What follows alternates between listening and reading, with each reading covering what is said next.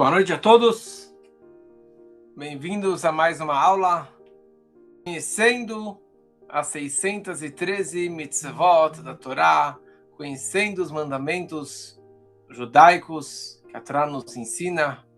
E hoje veremos algo não muito comum, pouco conhecido, mas faz parte dos nossos mandamentos, e é uma lei que se chama Yibum. Yibum, ou a lei do levirato, que seria a ideia de casar com a cunhada. Casar com a cunhada. Olha só a situação. A Torá descreve, a Torá ordena uma situação que os cunhados eles devem casar entre si. Será que é uma obrigação? Será que existe uma way out? Existe uma forma de escapar e não casar com essa cunhada?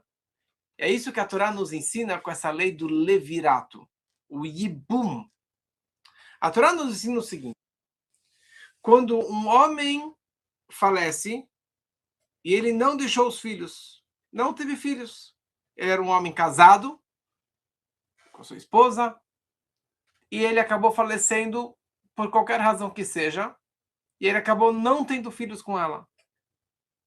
Então a mitzvah, a Torá nos orienta, ordena que se ele tem irmãos solteiros, eles têm a obrigação de casar com a viúva.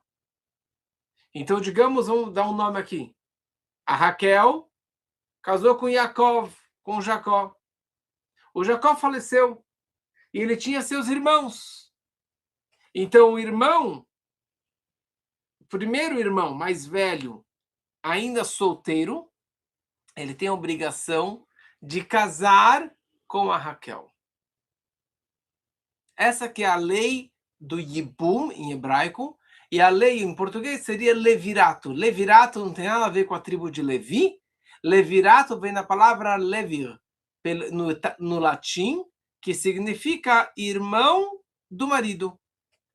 Agora, todos têm um livre arbítrio, a livre escolha, a opção de falar não. Então, se ela não quiser casar com o cunhado, ou o cunhado não quiser casar com a cunhada, então eles têm que fazer uma outra cerimônia alternativa, que se chama de Halitzá, que seria um estilo de um divórcio. Semana passada falamos sobre o divórcio, então aqui seria também um divórcio, mas um divórcio, neste caso específico do Yibum, quer dizer, os cunhados que deveriam casar, se eles não forem casar, eles devem fazer essa cerimônia do Yibum, da Halitzá, desculpa. Qual é a razão e a lógica desta mitzvah, desse preceito da Torá?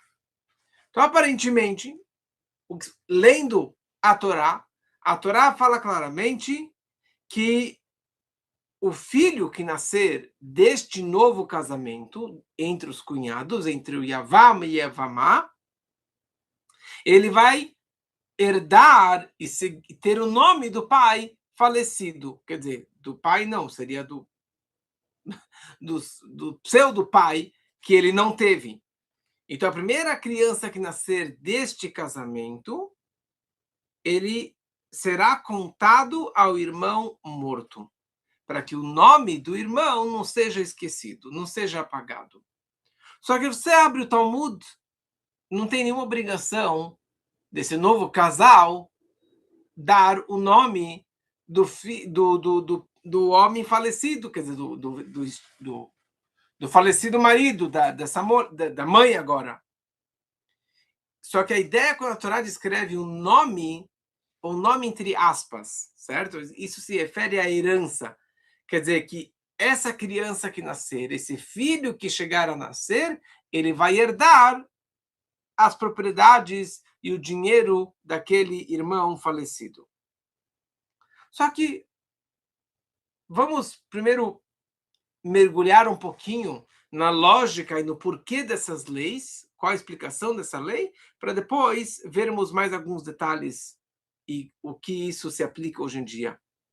Então, a explicação dada é a seguinte: Nós sabemos que homem e mulher, marido e mulher, tem a ideia da meia alma. Da mesma forma que a Eva, a Rava, ela foi construída, ela foi criada a partir da costela de Adão, mas isso não é somente uma questão física, mas marido e mulher, cada um tem meia alma. Ou, está explicado nos livros, que cada um tem meio corpo. Então, marido e mulher é um corpo só, é uma vida só. Então, no momento que o homem faleceu sem filhos, então a única coisa que sobrou neste mundo físico é a sua esposa, é a viúva. Porque ela é o osso dos seus ossos, a carne de sua carne, como que era em relação a Adão e Eva. Então Deus ele faz uma bondade com este falecido, que seria a mitzvah de estabelecer a descendência por meio da sua esposa, junto com o seu irmão. Porque a esposa é meio corpo, e o irmão também é metade da sua carne, porque são irmãos dos mesmos pais.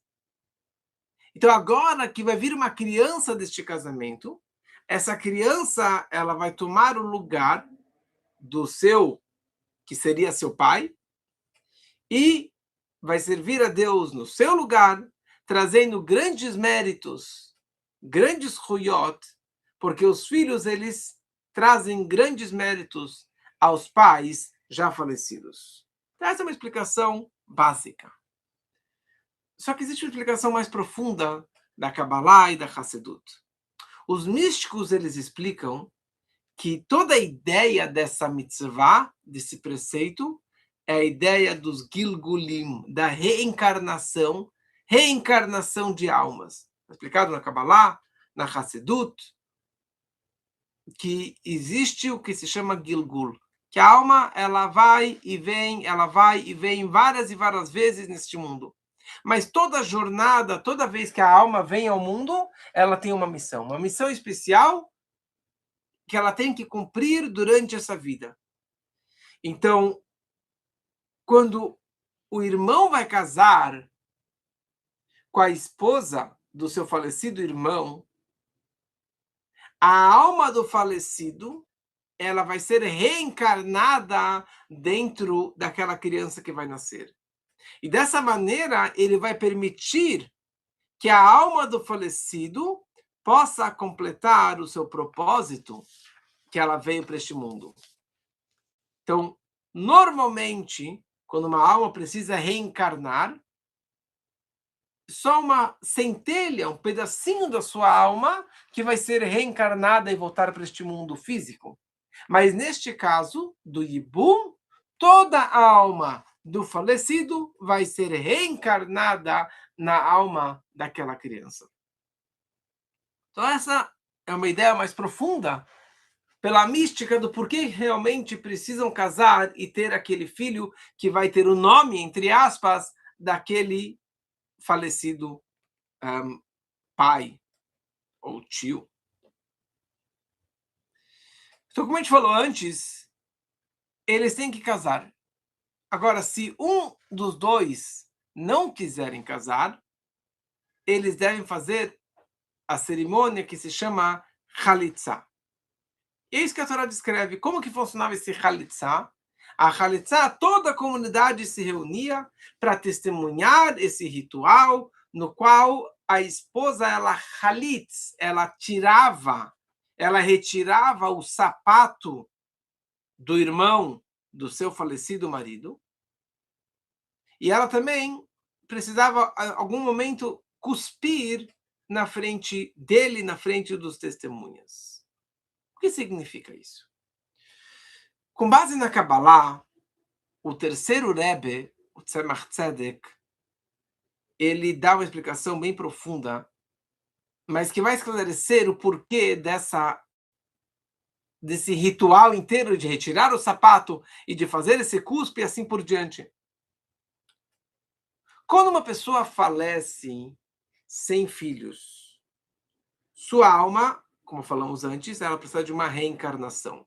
Ela tem que voltar ao mundo, já que ela não cumpriu essa grande mitzvah de ter os filhos. Como falamos 2 aulas atrás, a aula sobre procriação, de ter filhos.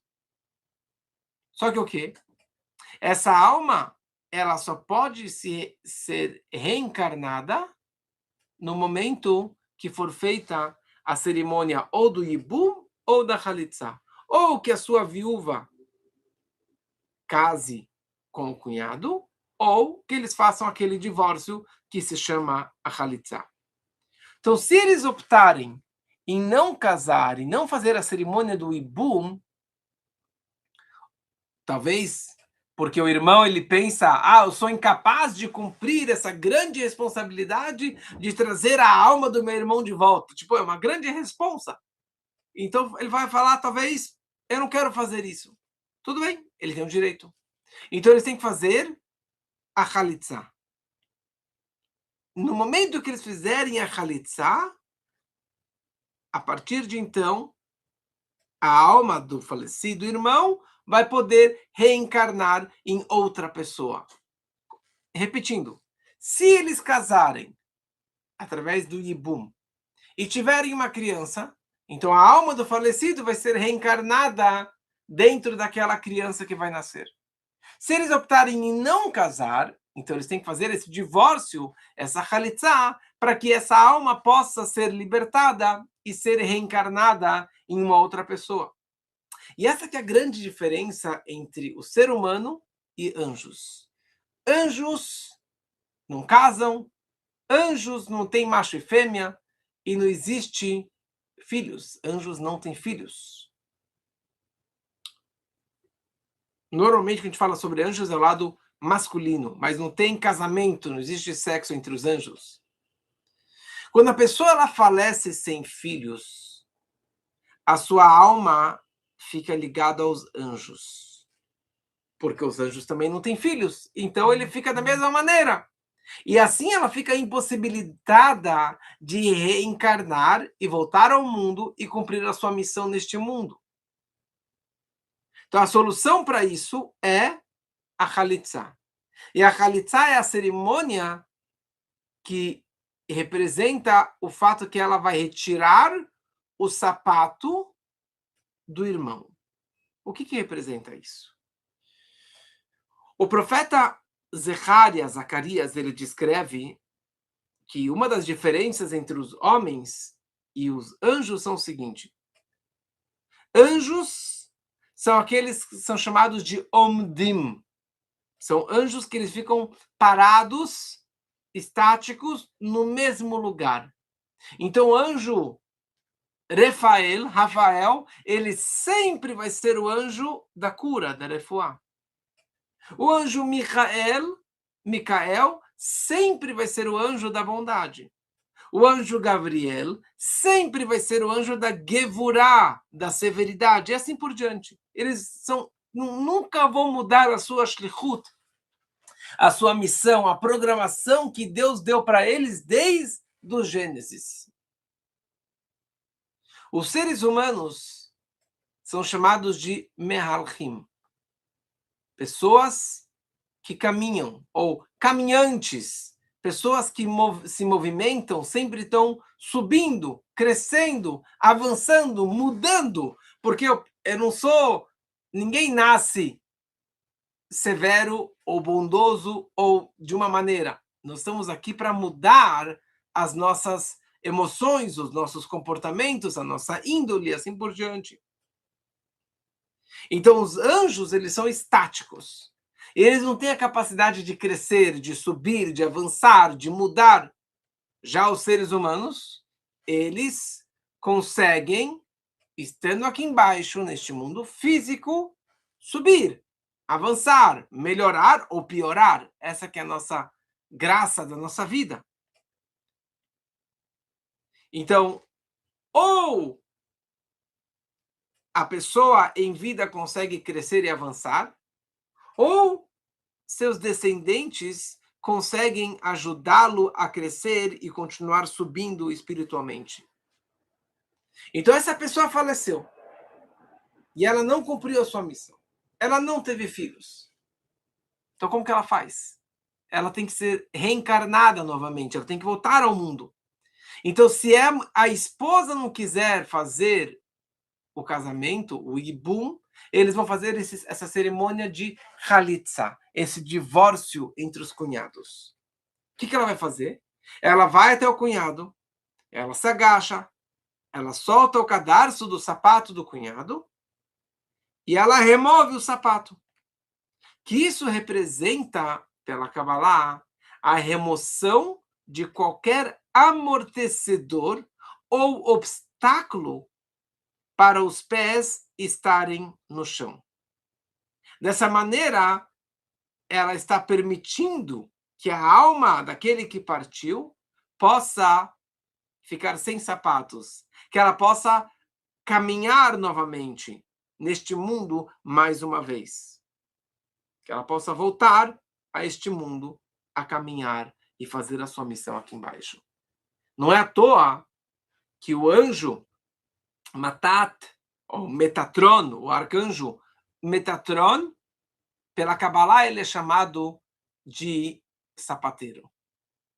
Eu sou suspeito porque Stiefelman, o nosso sobrenome, também representa sapateiro, ou homem das botas. Meu bisavô era sapateiro também. Então, por essa razão também, naquela cerimônia, a mulher, a Yevamá, ela fazia, ela cuspia na frente dele. Por quê? Porque dessa maneira ela está deixando sair o pedaço da alma do seu falecido marido, que estava ainda conectada com ela, e ela está agora cuspindo, ela está jogando para fora, permitindo que ele possa continuar a sua jornada e ser reencarnada e voltar ao mundo e continuar a sua missão aqui embaixo. Então, fazendo o Yibum ou a Khalitsa, estamos trazendo não somente um descanso para a alma que partiu, mas garantimos que ela vá continuar a sua missão e mais ainda que ela possa voltar na ressurreição dos mortos, no Triat HaMeitim, na vinda do Mashiach. Quando o Mashiach chegar, uma das grandes coisas, grandes milagres que vai acontecer é a ressurreição dos mortos. Então existe reencarnação e existe a ressurreição. Reencarnação é quando a alma ela volta para este mundo para continuar a sua missão. E ressurreição dos mortos, isso é o que vai acontecer na era messiânica, que seja muito em breve, se Deus quiser. Então, hoje entendemos que existem essas mitzvot, esses preceitos de casar, e se não, existe o preceito de divorciar, que é a Khalitsa.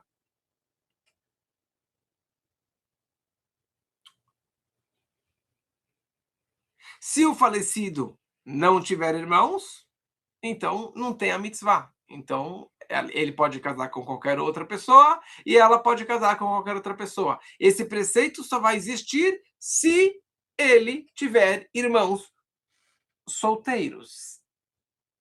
Mas se ele não tiver irmãos ou já forem casados, eles não podem mais casar entre si.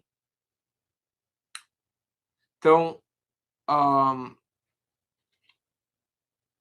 é isso que a Torá nos ensina através desse preceito. Então, o que acontece? Quando um homem ele é casado e ele tem filhos, então ele não precisa ficar preocupado que um dia ele vai chegar a falecer, porque a sua memória, a lembrança dele, vai continuar viva através dos seus descendentes. Porque os filhos, eles continuam seguindo o legado do falecido pai, eles mantêm a alma e o nome, a memória do seu pai viva. Agora, quando a pessoa faleceu, ela não deixou filhos, então quem vai continuar por ele? Como muitos costumam dizer, este daqui é meu Kaddish, né? Esse daqui é o meu filho que vai fazer o Kaddish por mim, a reza dos falecidos. Eu tenho um filho que vai poder manter a tradição, seguir aquilo que eu ensinei para ele a vida toda.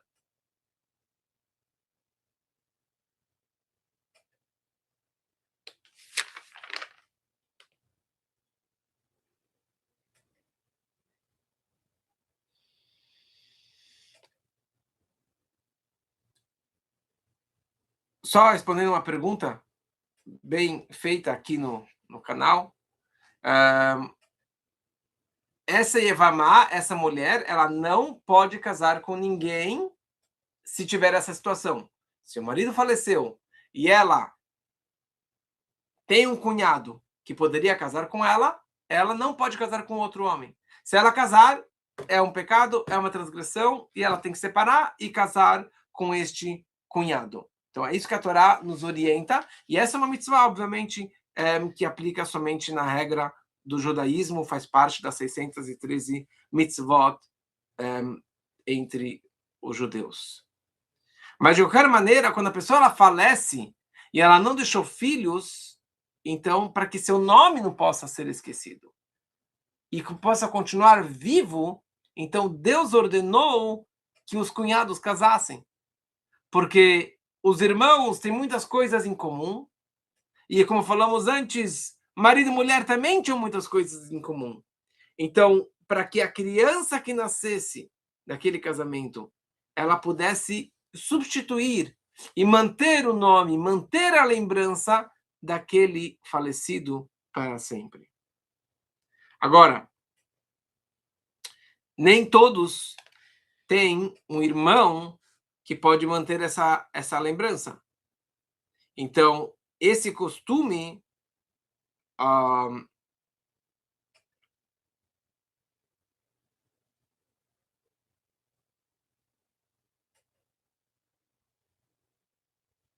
é somente.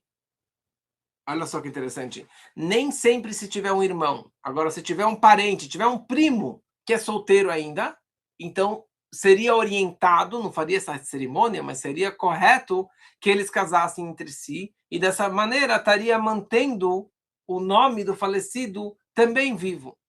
Que essa é exatamente a história da Ruth, da Ruth.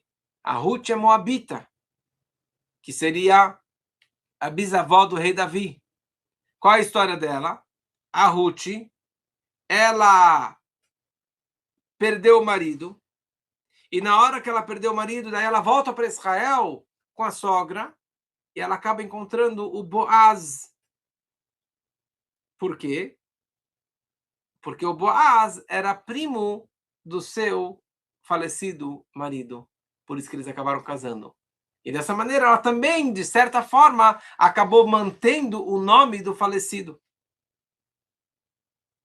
E essa aqui é a história do Yehudá e Tamar. Judá, filho do Yaakov, do Jacó, um dos 12 irmãos, que ele acabou casando com a sua nora. Qual que é a história do Yehudá e Tamar? Yehudá foi aquele que deu o conselho de jogar o José no buraco, o Yosef no buraco. Na hora que os irmãos venderam, e depois ele deu a dica de vender o irmão. E depois ele ficou muito culpado, se sentiu muito culpado. Os irmãos culparam ele.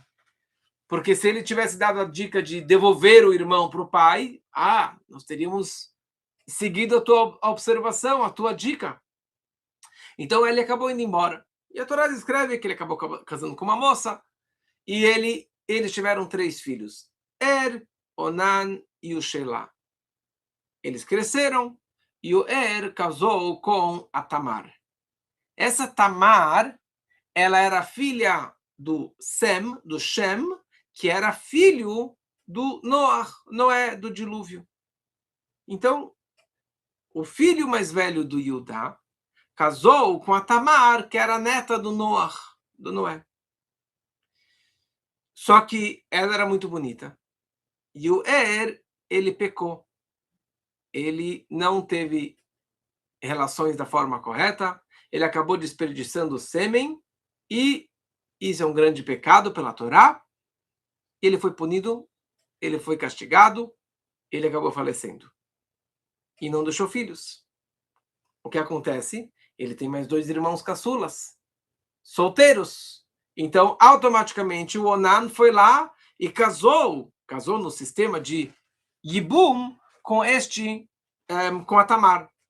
Só que ele aprontou da mesma maneira que seu irmão pecou, desperdiçou o sêmen e não teve relações maritais com a Tamar, e dessa maneira é um grande pecado, ele foi castigado e ele acabou morrendo. E agora sobrou o caçula, o Shelah. E o Shelah era pequeno ainda. Então o pai, o Yehudá, falou, sabe o quê? Deixa ele ficar comigo. E ele não queria que a Tamar casasse com ele e ele acabasse morrendo da mesma forma que os outros dois filhos faleceram. Tudo bem, a história continua. Então aqui nós vemos que toda essa história do casamento era uma questão de Yibum e Khalitsa, desse casamento que eles precisavam fazer e acabaram não fazendo. E a história continua, não vou entrar em todos os detalhes, mas o Yehudá, a esposa dele, faleceu, e daí ele encontrou um dia com a Tamar, e a Tamar se ofereceu para ele como uma prostituta, e ele não sabia que ela era, uma história inteira, mas ela queria ter filhos com ele, e ela acabou engravidando, e ela acabou tendo o filho chamado Peretz. E de Peretz acaba saindo o rei Davi, e do rei Davi sai a alma do Messias, a alma do Mashiach. Porque o Mashiach, o Redentor, vem da tribo de Judá, que vem exatamente dessa relação incestuosa entre a Tamar e o próprio Yehudá, que seria o sogro, que foi uma transgressão, mas era um plano divino, que não vou entrar agora nos detalhes, mas vemos que tudo está planejado por Deus, mas aqui foi mais um caso, mais uma história de Yibum e Khalitsa entre cunhados.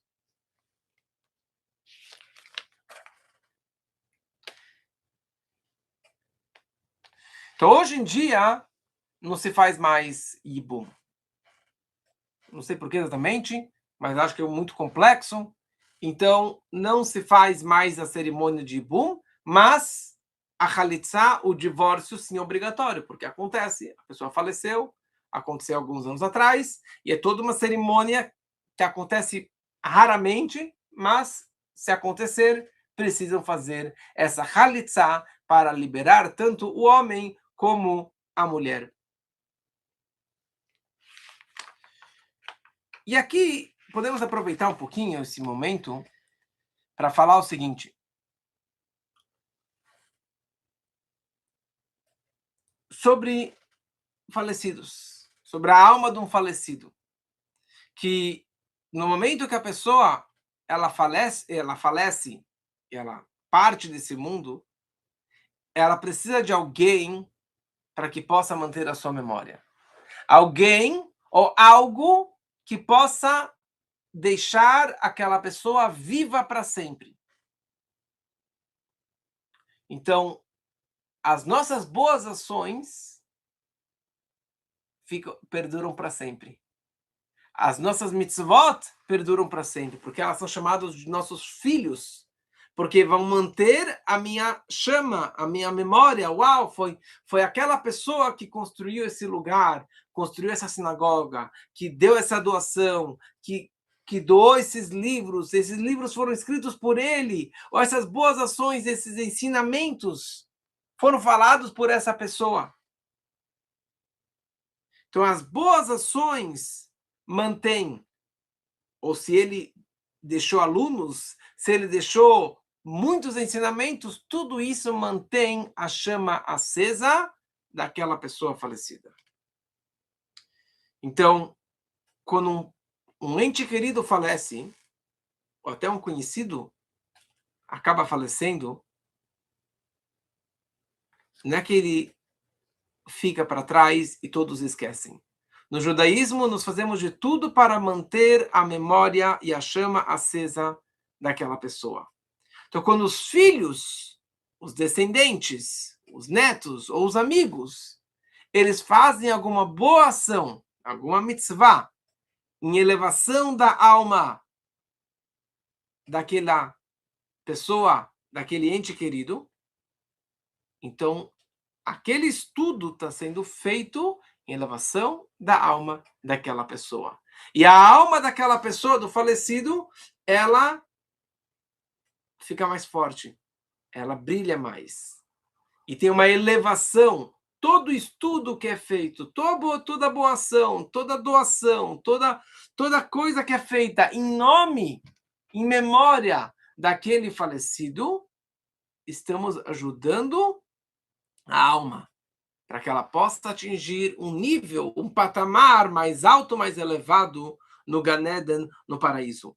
Por isso que uma das coisas mais importantes quando falece alguma alma judaica, de fazer o Kaddish. Kaddish é a reza dos enlutados que eles fazem durante 11 meses pelo falecido, que é algo que traz um grande mérito, uma grande elevação espiritual para aquele falecido. Agora, os outros que não podem fazer o Kaddish, porque só os filhos que podem fazer o Kaddish pelos pais, eles podem fazer boas ações. E se não são judeus, também podem fazer boas ações em prol do falecido. Um outro jeito, uma outra maneira de lembrar e ajudar e de manter a memória acesa, viva da pessoa falecida é dando o nome dos filhos, ou dos netos, ou dos bisnetos, o nome daquela pessoa que faleceu. Porque isso vai ser um grande mérito para o falecido. Para que seu nome, que a sua memória possa manter viva, sempre lembrando daquela pessoa. Uma outra maneira é fazer a lápide. A lápide, a matzeive, a pedra que está sobre o túmulo. Porque aquela pedra é chamada de Neshama. É o endereço final do falecido. Por isso que é tão importante pela Kabbalah que isso traz uma grande alegria para a alma no momento que ele tem a sua lápide, a sua matzeive. E principalmente se é de um tzadik, de uma pessoa muito importante, então as pessoas podem ir lá rezar, pedir bênçãos e assim por diante. Mais um ponto importante é o Izkor. Izkor significa lembrança. Izkor é uma reza especial que existe, que se faz na sinagoga, principalmente no Yom Kippur, mas não somente no Yom Kippur, mas nas outras festas, Pesach, Shavuot e Sukkot, também se faz o Izkor, que é uma reza que os filhos, eles mencionam o nome dos seus pais, eles prometem fazer uma doação para, em prol da alma daquela pessoa que faleceu.